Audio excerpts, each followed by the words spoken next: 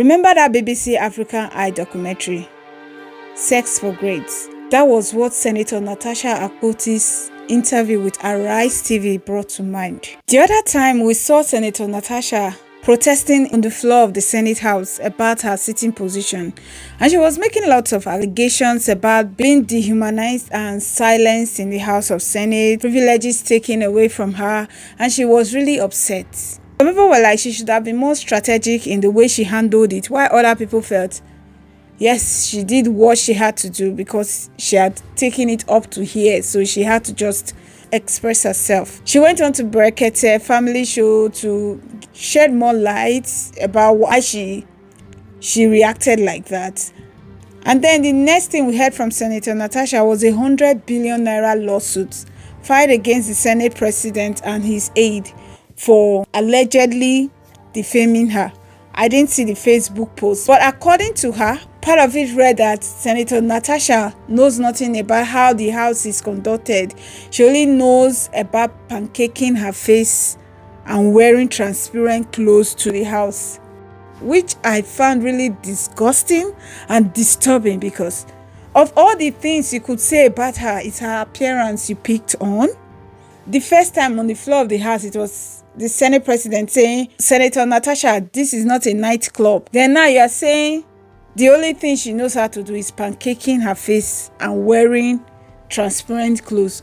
So what are you insinuating? Are they supposed to be in the Senate House debating policies and trying to make our lives better as Nigerians, or go and be inspecting their female colleagues' clothing and makeup? And that made me wonder how they treat the women in their lives.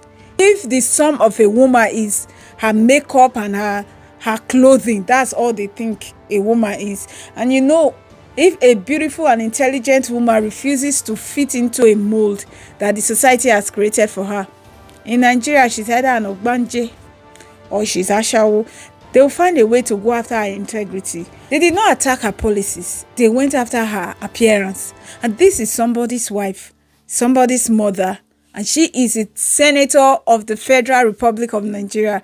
And you say all she knows how to do is pancaking her face and wearing transparent clothes.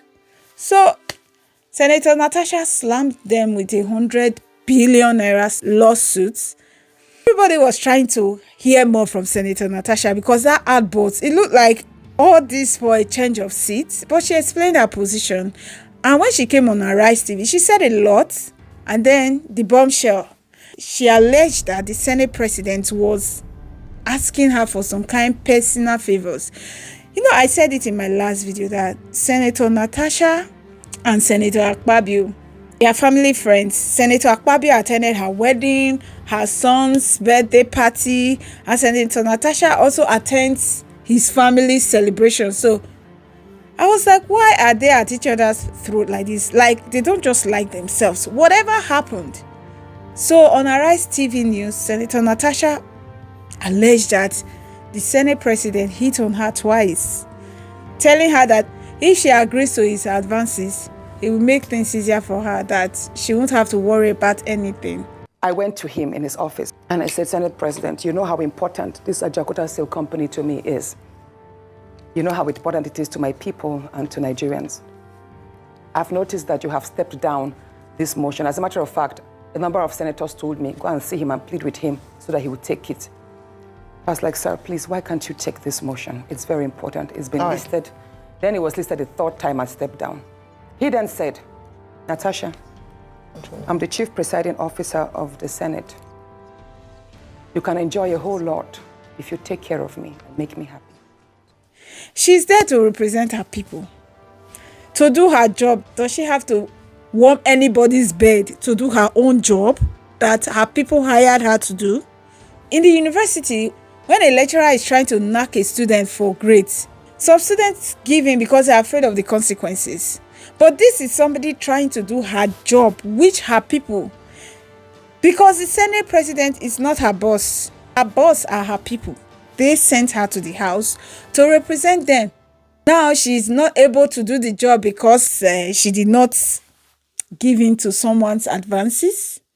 Is that even fair? In my last video, I was saying this is not just about a sitting position. It's about how women are treated in our society.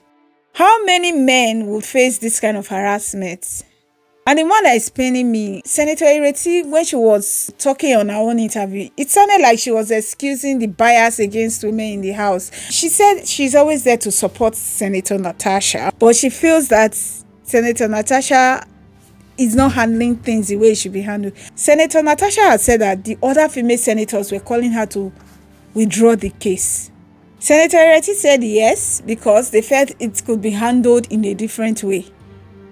And she was giving the vibes that Senator Natasha is not handling things correctly. She's doing too much. It was looking like, even though they are just four, they are not giving a united front. That's what I was getting. Four of them are not giving, because it was like, us three have not been sexually harassed. She's the only one saying this. Although she did say she's not discrediting Senator Natasha, but that was what she was saying, that she could speak for herself and the others. The lawsuit Senator Natasha filed, I'm not holding my breath. We know how this country goes.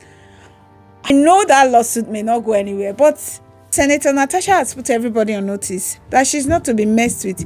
Underrate Senator Natasha at your own risk. There's a corruption allegation against Senator Natasha on the committee she chaired. So she alleged that the clerk of the committee is the one behind the allegation. And when Senator Natasha became the chairperson of that committee, the money that came into the committee for like taking care of things, meetings, refreshment, when there were no meetings, they didn't use it. And now the clerk will say, oh, we have to share the money amongst ourselves and the staff. And she was like, no, we're not sharing it. She thought that must have really annoyed her, because all those normal things, this is how we do things here, was not flying. So she refused to play ball in that aspect, according to her. And now the Senate President is asking for these personal favors, and she refused to play ball again. And they are punishing her left, right, and center. You know, when she was talking on the House floor that day, it was so emotional. It's like, some people were like, just for a seat? Why all this? This harassment women are facing. If you're a man, you have sisters or cousins or friends or a wife or a daughter. We should stand for the women in our society. They should be allowed to do their work without this harassment hanging over their head. And our female senators, you have to stand up for the women of Nigeria. Don't be afraid to shake the table of this boys' club. Senator Natasha has made some serious allegations, and I hope there will be investigations, even if I am also not holding my breath about that. We don't expect the Senate President to come out and say, yes, I did all this. All these allegations are true. We're expecting denials and maybe a counter lawsuit for defamation. Just before posting this video, I saw this update on Akpabio's wife suing Natasha, and I wonder why Akpabio isn't responding. Because in this country today, even if you hear somebody's voice on a recording, they will say it's not them or it's AI. Now there is no voice recording. There is no, I've not seen any evidence about this. It's just my word against your word, two of them. So they are all allegations. On her Arise TV News interview, Senator Natasha didn't hold back.